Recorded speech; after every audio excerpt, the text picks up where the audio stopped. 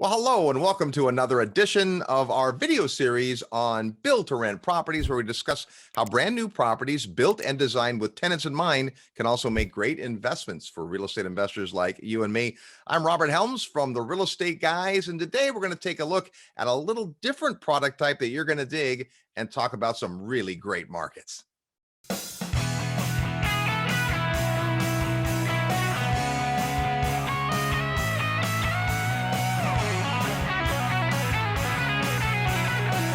Well, we're glad you tuned in. Today, we're talking about one of our up and coming favorite topics, and that is build to rent. If you're going to buy a property to rent to somebody, why not have it be brand new with a warranty and everything pristine condition? That benefits you for obvious reasons, but also makes tenants more excited. So we're not saying it's the only thing to invest in, but there's a lot of reasons, especially today, to consider that. So we've got a special guest today that you've met if you've heard our introduction to this series, where we had kind of a panel discussion of all the reasons that build to rent makes sense. So if you're new to this and you haven't heard that, that might be a better place to start. But let's say hello again to our good friend Steve Olson from Fourplex Investment Group. Hey, Steve. Good to see you again. Well, it's good to see you. And this is right in the heart of what you guys do. And some of the folks that do build to rent build single family houses, but that's not what you guys do. So let's talk about specifically FIG and the products that you bring to market for investors. Sure. Yeah. I think build to rent is a hot topic now. I really noticed it coming up probably 5 or 6 years ago. It's something that FIG has been doing since about 2010. The concept of build to rent, though, really isn't new. People have been building apartments to rent them for hundreds of years, of course. But now it's becoming a little bit more mainstream. Now, Main Street investors are starting to think about it and put it into practice, as well as Wall Street, right, where they're actively getting involved in the space. So it's a unique space. I'll talk about it kind of generally today. However, I can't help but get a little specific because our product is specific in that we build these master planned fourplex communities. So, I think build to rent is on a continuum. You might live in some city across America where you inherited an acre, you want to build some fourplexes on it or one, or you might want to get involved in a very big project. Whatever it may be, there's a couple of things that are universally need to be considered when talking about build to rent. And I think that applies to single as well as multifamily. It ranges from how you engineer it, your density, to your HOAs and your property management. It's a pretty big topic. It is. And I think we'll have time today to get into some of that. But I think big picture, and it's a great place to start. When you start to see the bigger players, the hedge funds, the REITs, those folks starting to approach this stuff. And I'm with you. I've been to some conferences in the past several years where all of a sudden there's a breakout on build to rent. And the next thing you know, they got a keynote on build to rent. And the reason that is, it really isn't aimed at kind of most of the folks watching this. Instead, when Wall Street money looks at where there's opportunity, they see, okay, when we can buy below replacement cost, like we could for a while, they're up scooping up properties. They're not very efficient at it necessarily, but they have a big machinery. Now the market is different. And now they see that there's a lot of sense to be made of this idea of a brand new property that isn't a 200 unit apartment building because of all the flexibility it has on the exit side, but it still has the amenities tenants want. It's brand new. There's no deferred maintenance, all those things. So take us through some of that. And especially, we talked in the initial panel about most of the big bullet points, but I think you mentioned design and just the densities and that stuff. Take us through so we understand, even from a developer's perspective, what's important here. Well, yeah, it's interesting because we're always tweaking design, right? That is constantly morphing. The reason being is it's all very market and even sub-market oriented. Okay. When you build to rent, you have to start with this, okay, what is the typical tenant like in this sub-market? What can they pay in rent? What are they expecting in a product, right? These are all things you have to think about. If you're just building to sell homes, it's a little different, right? What does it cost me to build? Mark it up by X, and that's my profit. Entirely different on build to rent. So we're looking at the submarket and what the submarket wants. Sometimes you can get a little ahead of yourself, and this may be good or bad, where you want to innovate and say, well, there might not be evidence that the submarket wants, but I think they need this product.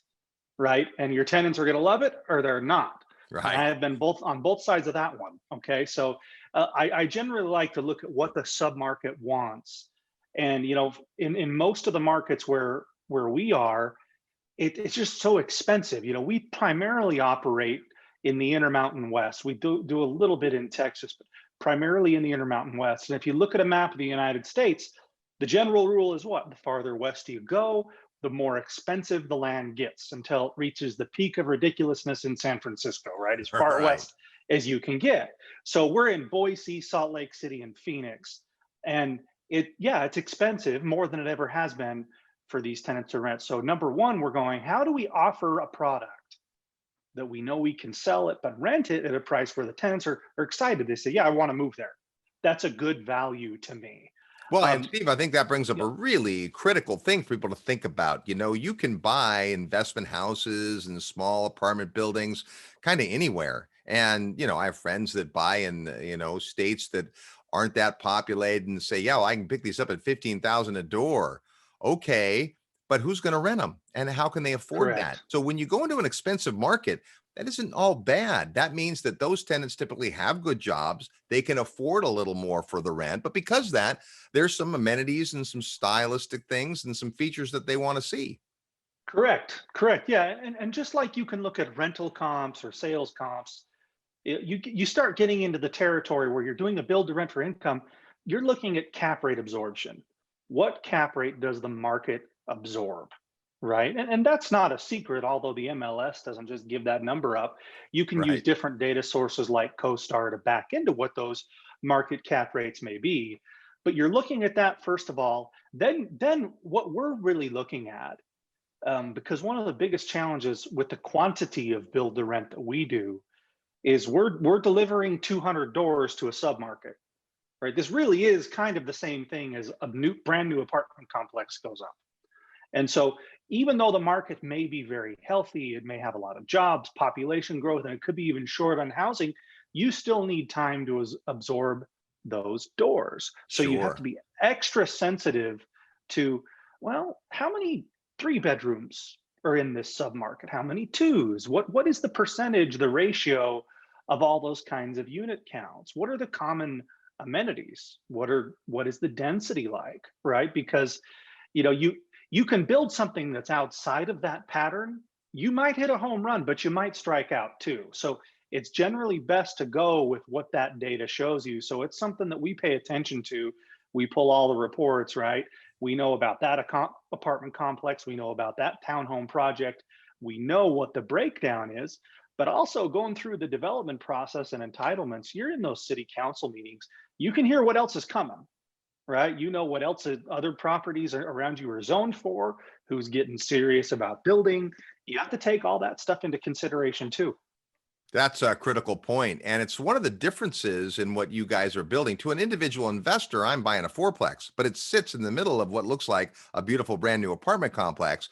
And that's a little different than someone who's just building, say, infill locations with single family homes, meaning there's a lot already built around and they buy a lot here and a lot there and they build a house, which is great for the neighborhood. Right. And people want those houses, but it's not quite the same level. And also, I might make a call wrong on a single family house I build and say, next time I really want to put a little nook in here where people can do Zoom calls. I didn't do that last time. Well, when you're building Hmm. 200, you better think through that stuff. Absolutely, because your tenants are going to let you know really quickly if they like it or not. The market is cruel that way. It's very efficient. It reminds me, there's this concept called value engineering.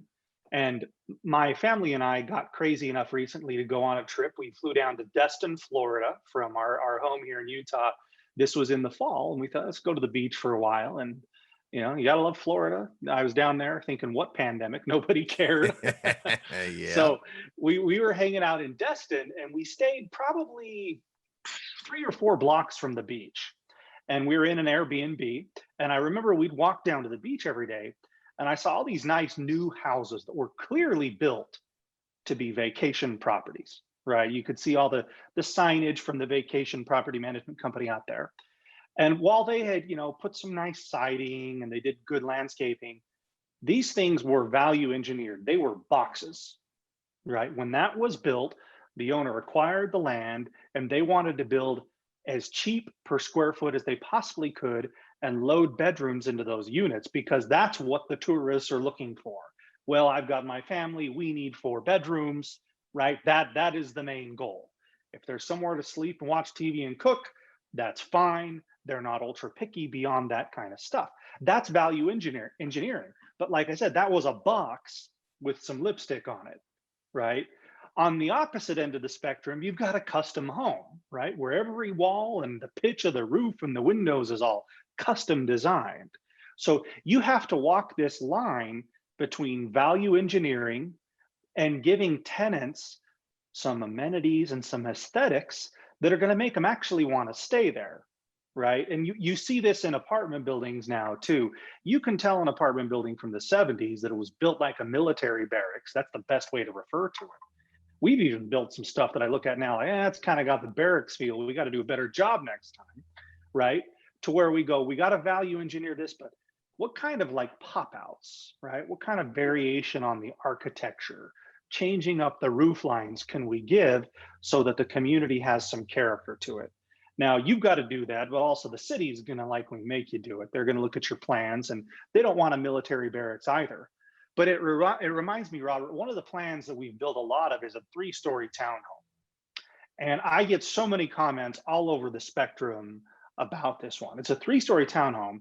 When you go in it, it's choppy. It's 3 stories, right? On the bottom floor is the family room, and there's an exit out to the attached garage. Then you go up to the next floor, there's a kitchen, and then on the back of it, there's a master. On the 3rd floor, there's 2 bedrooms, laundry, right? It's a choppy floor plan, but it's 1,700 square feet, right? And so what happens is tenants either love it or hate it. Some of these tenants just say, hey, you know what? There's a trade-off here. I'm willing to deal with this choppy floor plan because I have 1,700 square feet. At night, I can send my kids up to the 3rd floor and they're not my problem, right? Where other tenants wouldn't dream of signing that kind of a lease. And so we've noticed that as we evolve, in different markets or in different submarkets, we might want to go heavy or light with that floor plan versus other times we come in with a 2-story plan with a 2-car garage. Now, the advantage of the 3-story is density. We can cram them in there, right? With a lot of cheaper cost per square foot. But that's not what this is all about necessarily. Because if you create a product that has a giant turnover rate, who cares, right? You got high vacancy, high turnover. And sometimes a lot of square footage in a build to rent is a bad thing from maintenance. That's a lot more carpet, a lot more paint to deal with. So you've got this constant push pull within the submarket, within the different material costs that you have to take into account. So that's kind of great backstage too. The whole idea that a developer is going to be interested in value engineering, meaning how can we squeeze the most out of it? But you have to keep in mind that your end consumer isn't exactly the same as many end consumers are. If a developer's selling condominiums or single family houses to someone who's going to live in them, that's different than, hey, we're going to keep this thing in our portfolio for a long time, or our investors are. So it needs to be built from a durable standpoint. But to your point, also the utility standpoint is strong. We could maybe build even more bedrooms and go 4 stories and make it really cheap. But if no one wants to rent it, that doesn't work well for the investors. So how do you measure the feedback on that? What's the metrics that you use? Is it just hey, that one's vacant more often, or does management kind of solicit feedback as you get new floor plans? Both. You can kind of see across the portfolio where the vacancy is heavier, and then you're going to get comments and showings. Now, there's nothing that tenants won't comment about, right? You could build them the Taj Mahal and somebody's going to have a problem with it, Sure. right? So you've got to kind of weed out the routine complaints that tenants give and really look at the constructive feedback that you hear. And if you're hearing something over and over again, that's a clue. Now, in a bigger build to rent community too, another variable that could further complicate this is positioning within the development, right? And we've got a development right now that it's going through a relatively tough lease up, 2 leases a week, maybe 3 a week. That gets it done, but I sure would like it to be faster, right? And what's funny, I would never have guessed this. The tenants, for some reason in this location, they want all the units on the perimeter. Those are the ones that are filling up first, right? So how do you pro forma that to your investors, right? How do you take that into account where, hey, look, if you're not an exterior one, it's going to take longer and vice versa. So Yeah. different floor plans, but where on your plat map is it located? Sometimes people love to be next to the clubhouse and the pool. We do those in most of our projects. Other times they hate it. So you've even got some religious and cultural views where, hey, I want it to face north. I want it to face east, not south, right? So there's all kinds of variables that we learn about over the years. You have to pay attention to the positioning, noise, proximity to amenities, privacy, bake it into the cake along with the floor plan. Now, Steve, in our introduction series, we gave a lot of the bullet points why we think build to rent makes a ton of sense, just in terms of less maintenance, and you've got a longer life of the property, and even turnover is lower. But in your case, it really is a unique product because it functions and feels like an apartment building. You've got a lot of these buildings that are built near each other. And talk about that side when it comes to build to rent, because that's more of a rare bird. I can't necessarily find a brand new fourplex to buy just down the street, but you've done it in such a way that you create kind of these, neighborhoods that have even more appeal than they would if they were just on their own on an infill lot. Well, it brings up an issue that anytime you're going to pack a bunch of tenants into one neighborhood, there's got to be a sheriff. Somebody's got to be in charge, Yeah. right? Because you just don't necessarily have that pride of ownership. Now, I will say this: a lot of tenants do. They're gonna put their little Halloween decorations out there. It's home, and they treat it nice and they respect it. But there's those other ones too, those other tenants. So Yeah. you have to have somebody minding the store, and it really kind of all depends on how you plat and how you do your project.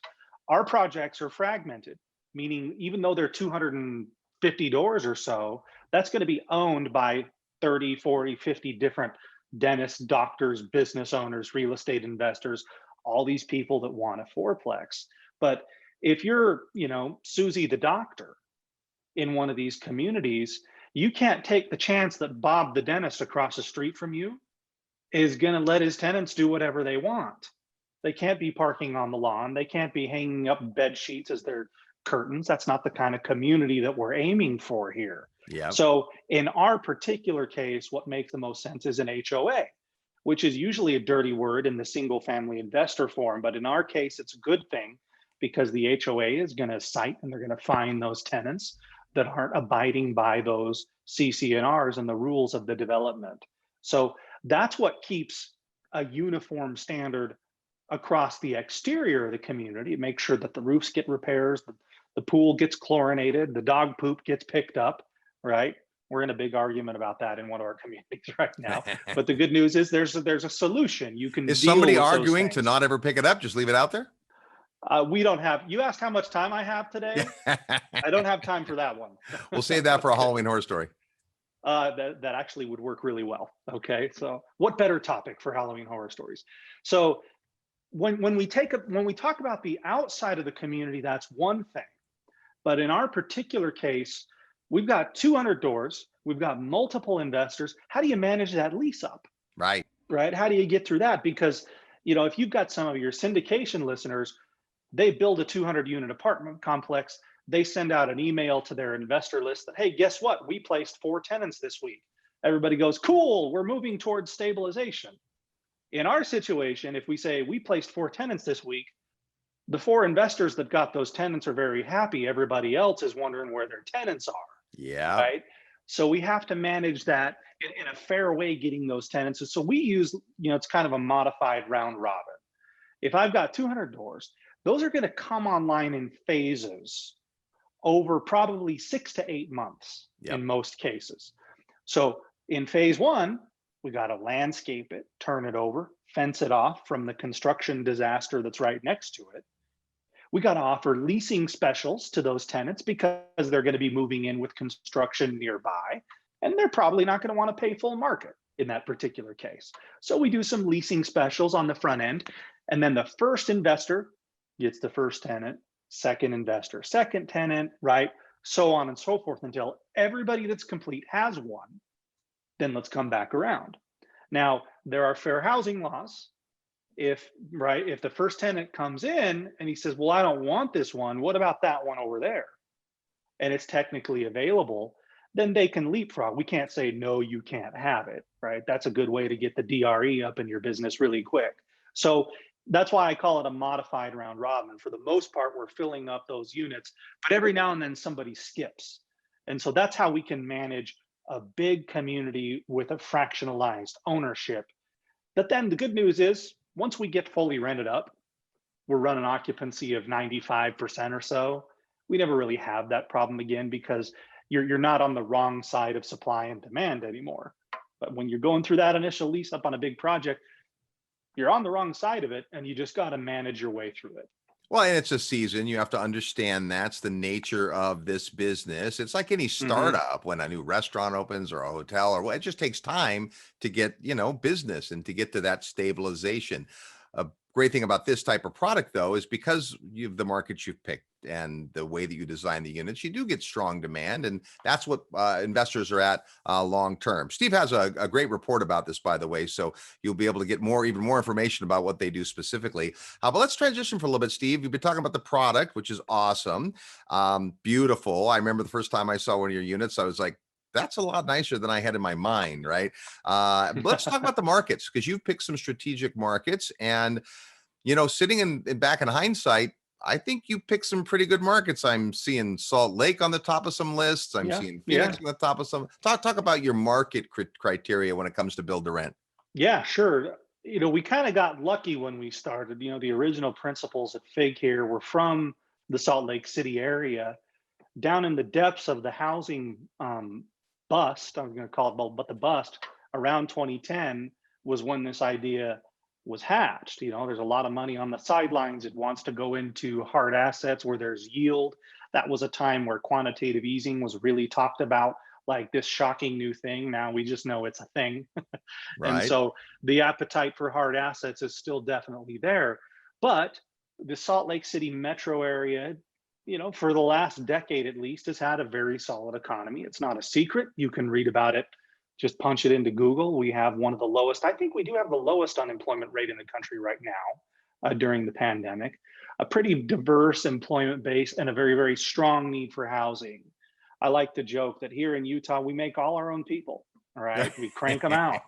But we're also having people move in from a lot of the West Coast cities where some of these tech jobs are starting to land in a more affordable market.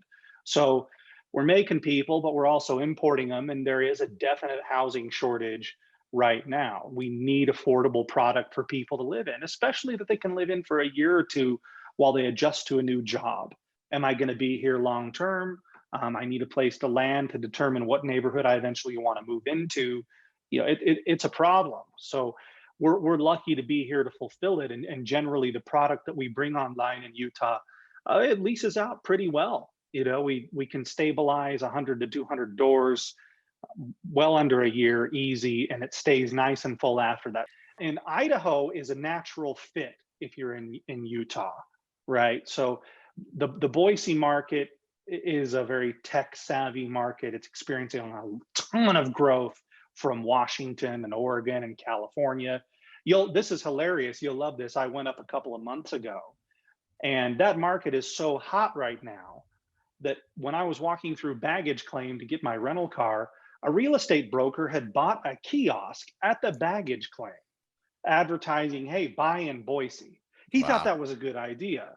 We were having dinner that night, myself and one of our developer team, and a couple in the next booth over came and talked to us because at the time you could go out to dinner in Boise, which is a novel concept to a lot of people right now. But Wow. Go yeah, out of your home, you're saying? yeah, we actually walked into a restaurant and ate Crazy. food. I know, it was crazy. But they came and they said, we're here from Orange County. We're going to move to Boise. Can you help us? So I've got kiosks in the airport. I've got people approaching us at dinner. It's a hot market, Right. right? And then Phoenix, Arizona, no pun intended, also a hot market, right? It's pulling jobs and people out of Southern California on a very regular basis. So we like to work that side of the Phoenix metro, up and down the 303 corridor, it's called. Yep. There's a lot of logistical jobs over there on the west side, and it's affordable enough where we can actually buy land and give a good return to the investor. Although, this is the first time I've actually said this in public. We've got offers out on a couple of pieces of dirt over on the east side in the Gilbert Queen Creek area. We know those will be pretty popular as well. So predominantly what we're looking at there, that's all coming up over the next year, is low unemployment, diverse job base, landlord friendly, right? We know that when we're going in to get approval on a project, we can have a rational conversation with city council members, city officials, land sellers, and that's noticeably tougher to do in many of these other cities. So that's why we picked where we pick. I know investors listening to this, they're going to pick where they pick, but that's been useful to us. You got to consider the landlord friendliness. How developer friendly are they, and can you get tenants? One of the things we appreciate just from an ease position for investors is the fact that if I am interested in your product type, and lots of folks are, I don't want to just be tied to one market. So as soon as you open up another market, now I can stay with the product I know, with the team I know, and diversify by market type. Not every operator is big enough to do that, but that is also, I think, a distinction. And when you're talking about build to rent, especially, you tend to look for these, longer tenancies, and you do things to make sure people want to stay. And but to your point, you've got people that are transient as well, and nothing wrong with that. There's always going to be somebody else coming in, and I think you hit on one of the really major points that people fail to understand. You're seeing, and even in the pandemic, real estate markets go up in price. We're seeing multiple offers in certain areas. Here's the reality: there's a housing shortage coming. We have a Hmm. housing shortage. It's not just Utah where they're making more people. It's happening, and we are seeing populations increase, and people got to live. We also see housing stock as a nation atrophying and falling into disrepair, and units coming out of the market. So it's not like, well, I'm just building something to take a tenant from somebody else. There's true new need. And the great, indication you shared in Salt Lake and in Utah is people are coming in. You've got already great local business, but more people coming in. That's true in a lot of these areas. And at the same time, migration patterns teach us that there's other places people are leaving. So there, it doesn't mean there's not, an opportunity in real estate, but it's not going to be to build something brand new. When you're building something brand new, you're arguably having to sell pretty close to market price. And in a market where the income from the tenants will sustain that, that's a great long-term model. Now, you've been at this long enough, Steve. Do you have any kind of feedback, even anecdotal, about how long your investors tend to hang on to one of these properties? I have some anecdotal feedback, and it kind of plays off of one of the points you touched on earlier. Um, when a lot of people that want to be in multifamily, and I've been to your syndication events. I'll see you in March, by the way. Looking forward to an in-person event. In person, But awesome. yeah, yeah, no other way to do it. Well, there is, but I prefer in person. Um, so what's interesting is especially in multifamily or some of these other kinds of projects, there's this term called value add, Yep. right? We're Different going to than go value find. engineering that we talked about earlier. Value add is a Correct. different animal. It is. Yeah, it's let's go find a building that's not operating at its most efficient level. It's old, and like you use the term atrophied. It's mismanaged. It's got legal drama. We don't know why, but it's not Functionally operating at obsolete peak. even. Correct. And let's go buy it, at the best price we can get it, and let's raise the capital and let's renovate this thing. Let's move new tenants in that are going to pay 200-300 bucks more per door, right? And what that does is now this investment is worth a lot more than what you originally paid for it. That's your value add. And a Yep. lot of people like to get into those projects because you get that bump in equity. Now, this goes into your question, I promise. At FIG, traditionally, what we've done, and most of the time this plays out, an investor that comes in and does a pre-construction, right? They buy one of our lots within our developments. We build the product. They refinance into a 30-year fixed rate mortgage and get tenants placed. They've done a value add because they've brought that raw dirt to its highest and best use, which is an income producing asset. So traditionally, they're buying these at a cap rate that we project somewhere in the mid to high sixes. But in reality, if you look at Boise, Salt Lake, Phoenix right now, the cap rates on those things that get absorbed in the open market is in the high fours. Yeah. It's just a fancy way of saying these things usually are worth more than what you paid for them. We even see that in Texas to a degree. It's not as pronounced though. But what that translates to, Robert, is Some of these people, these investors, they get done, they get placed tenants, and they realize, hey, this thing's worth more. I'm going to sell it. I think that's maybe 10% of them. And then you're going to see maybe another 20% within the first 3 years. They're going to look at their portfolio. They're going to look at interest rates, equity, where they're not operating at efficiency, and they may sell at that point. Oftentimes they're calling us and they're doing a 1031 exchange to go into more units in an upcoming project. The remainder of them, we've been doing this since 2010, are still hanging on. So Yeah. they're doing this for the long-term cash flow play. So I think probably 30% within the first 3 to 5 years transitions out of the product for whatever reason. Well, and obviously everybody has that decision to make. We know in real estate, when we do sell, we're going to take a hit. It's going to be 8 to 10% in sales costs and commissions. So you don't Hmm. jump in and out of it like you might a stock or something else. But real estate generally is a long-term, commitment. You're getting committed to a market. You're getting committed to a property. And then as you build up that tenancy, you've got that durability of income.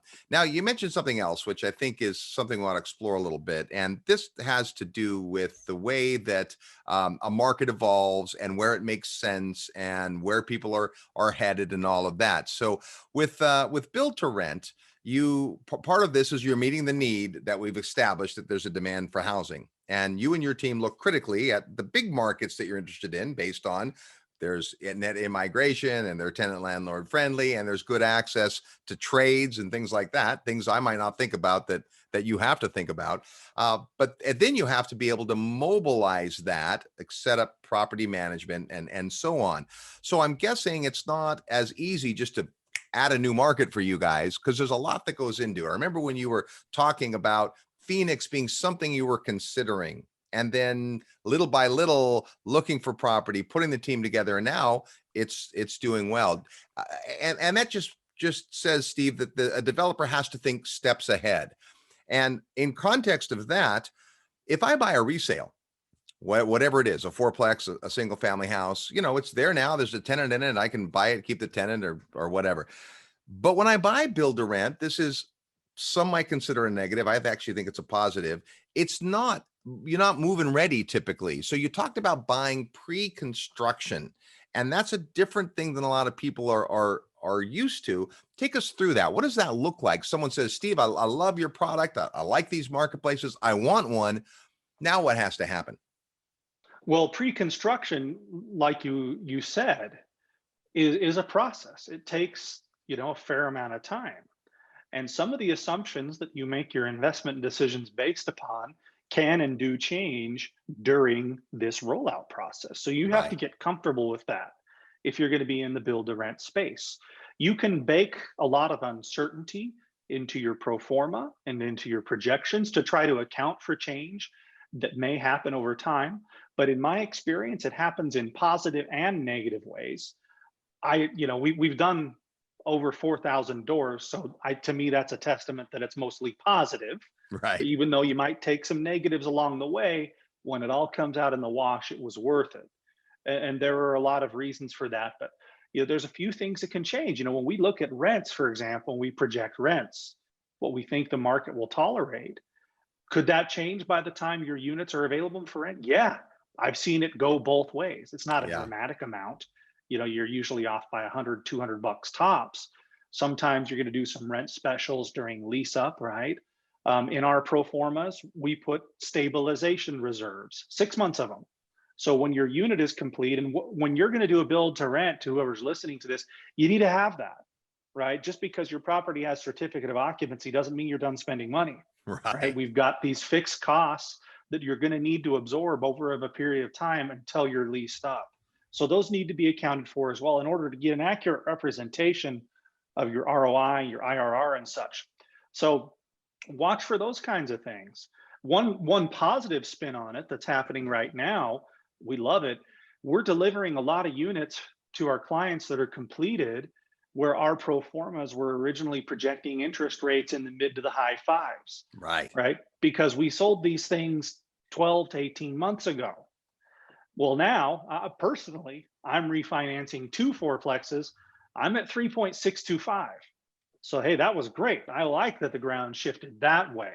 So there's a few things that will change along the way. A lot of times too, when you're doing big communities, you're going to get these quotes way ahead of time from water, sewer, trash, right? All these different amenity and utility providers, right? How long is that good for? Right? How long can it change? So that you might have a different sewer bill to your HOA or your property manager when this is done than what you originally thought. So you have to take into account the uncertainty that comes in that process. So we usually put an interest rate of about a half a point higher than what the market is currently at. We usually bump some of these HOA and other expenses along the way too, because we need some room to maneuver. That's the best investment you can make in your mental health if you're going to do build to rent, is to know that, hey, I'm not buying a treasury bond here. This thing will look different when it's all said and done, but you're trying to operate within an acceptable risk parameter here. That's a So, great way of uh, phrasing it for yeah. sure, right? Because pro forma is just an estimate and it's not going to be that. It's going to be either a little better or a little worse. And so just having that range, understanding it is a range. But I think also the positive side is I can kind of plan my portfolio that way. If I reach out and you're telling me it's 6 months or 18 months, well, then I'm going to figure that into my plan, my real estate acquisition plan, which is different than all of a sudden a distressed, 16 unit building comes up that has to, they need the money by Friday. Okay, well, maybe Hmm. there's room to play there, but here's something you can plan for. You can go see it. And at this point, I remember the first time we had you on, you were just really getting your feet wet in all of this. And they were just in the one market with eyes on the second. Now here you are in four markets and really charring it up in some places. And we're very excited about that. Steve's got a great report, by the way. It goes in even more detail, if you can believe that, and has some other things for you to consider. You can see the email address here on the screen. Just send an email to that address and boom, like magic, Steve will stay up as late as necessary to email that out to you. And then you'll also Yes. get their contact information that way. And I know that you have people that get interested and they're wondering, okay, what's current inventory like? That's always shifting and changing as well. Yeah, absolutely. I mean, right now, as you and I record this, we've got, I think, 12 triplexes left in one of our Phoenix, Arizona projects. That's it. Right? Yeah. That's what we've got. But we're gearing up. Most of December is going to be focusing on releasing new product, or at least prepping the information for that, because I expect about 600 doors to become available at the beginning of the year. These are projects that we have land under contract in Phoenix and in Utah. And I'm hoping to get another one in Idaho as well. It's getting tougher and tougher by the day up there, though. So that'll be different, right? If you ask me about available inventory in January, I'm going to say here's a whole bunch. But you know, it's as a builder, as a developer, you are trying to manage your risk and your uncertainty, and so we incentivize investors. We say, hey, here's this project in phase one. The pricing is always the best, right? We want to incentivize people who are going to step up and say, yep, I'm willing to sign a purchase agreement and go into phase one, because that helps us. Then we have phase one accounted for. We can stick to our construction schedule, right? But that investor is also absorbing a little bit more uncertainty. So yeah, the answer will change when you ask me what's available. Just so feel free to ask as much as you need to, because it's different all the time. And I think this also speaks to another great point, which is when you call up and you learn that the fastest you can get a unit is going to be 14 months. At first, you're like, oh Yeah, no. Well, just keep in mind that means yeah. there is demand, right? There's demand on every side. If they go, no, we got plenty available, just standing there waiting for you to buy, and that's not the answer you want to hear. So you just got to kind of shift a little bit in that. But overall, despite those little bumps and things that happen, we think build to rent makes a ton of sense. It has become the flavor du jour. Everyone's talking about it now, Yeah. and that's awesome. But you guys have proven for a decade now that it really does work. So thanks for sharing with us. Great information. I always learn something every time we talk, Steve. As do I. Thanks so much. Appreciate it. There's Steve Olson from Fourplex Investment Group. He often makes his way to the Secrets of Successful Syndication, our live event on either investing passively in a syndication or learning to actively put one together. So come on out to that event. You can shake his hand or at least fist bump. And that'll do it for another episode of our Build to Rent series. We'll continue to bring you more ideas so you can look for opportunity in this space. And in the meantime, we'll see you on the radio. I'm Robert Helms, host of the Real Estate Guys. Until next time, thanks, Steve. Thanks, everybody. Take care. Before you go, three things. Number one, subscribe. When you subscribe, you build up our subscription base, and that helps us reach more people. But even more important, it helps us attract great guests and subject matter experts to share their ideas and information with you. Number two, click that notification bell to make sure that when we do post a new video on this hot topic, you're notified right away. And number three, share. Please share this information with friends. Help them get on board this bus. Help them protect and preserve their wealth to take advantage of what's going on in the world today. All right. Thanks so much, and we'll see you in the next video.